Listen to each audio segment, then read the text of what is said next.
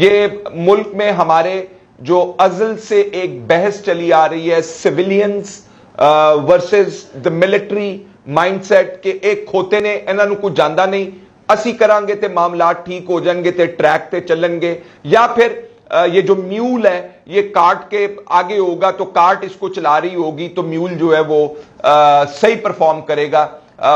صحیح مزدوری کرے گا۔ وہ ویسے سرفراز بگٹی صاحب آج پریس کانفرنس کر رہے تھے تو اسی میں انہوں نے آرمی چیف صاحب کا جو میں نے سب سے پہلے آپ کو پیغام دیا کہ اگر فوج کے لوگ ملوث ہوئے اسمگلنگ کے اندر، کیونکہ بارڈرز کے اوپر ہوتے ہیں نا، یہ چمن ہو گیا، وہ ایران کے ساتھ، یہ وہ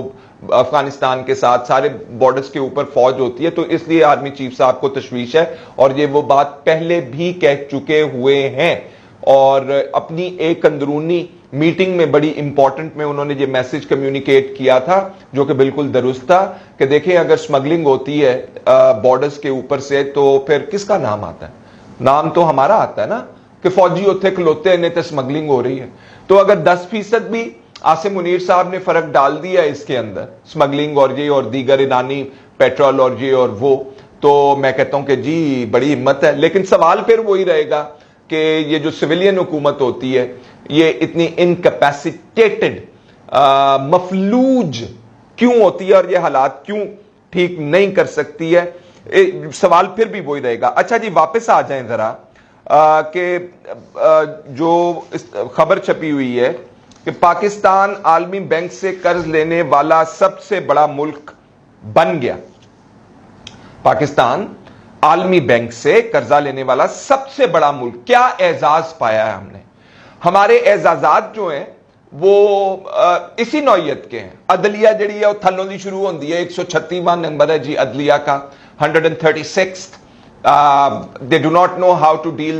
with their own subject۔ ان کو اپنا نہیں پتا ہوتا کہ ہم نے کیسے انصاف دینا، ان کو یہ پتا ہوتا ہے کہ عمران خان نو کیویں چھڑانا ہے، فلانی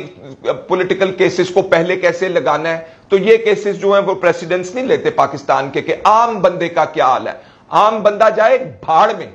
آپ عام اگر بندے ہیں تو ہمیں آپ سے کوئی تعلق نہیں ہے۔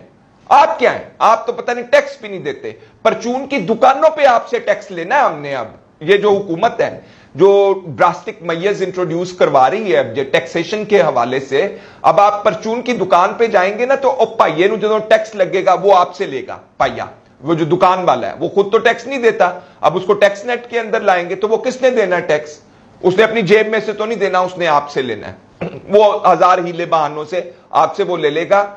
تو یہ جو ریگریسو ٹیکسیشن پاکستان کے اندر آلریڈی موجود ہے، ایسے نظام میں سے ہم پیسے نکالنے کی کوشش کرتے ہیں جس کے اندر سخت نہیں ہے، مرا ہوا ہے، آخری سانسیں لے کے کب سے دفنا دیا ہوا ہے اس نظام کو، اس میں سے ہم پیسے نکالنے کی کوشش کرتے ہیں۔ کیوں؟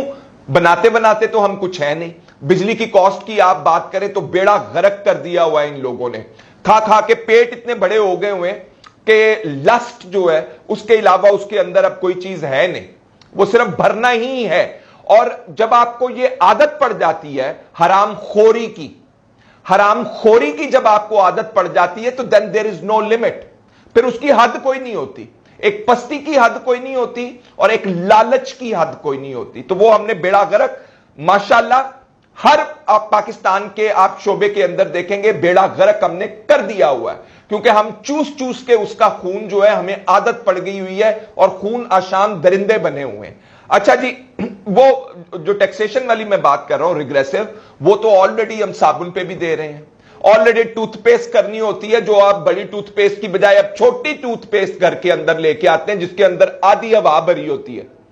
وہ پرک کر کے کرے نا وہ ٹوتھ پیسٹ کو، وہ اس برش سے آنے سے پہلے وہ باقی نکل جاتا تھوڑا سا نیچے، پتہ لگتا ہے باقی تو ہوا بھری سی ہے نا نے۔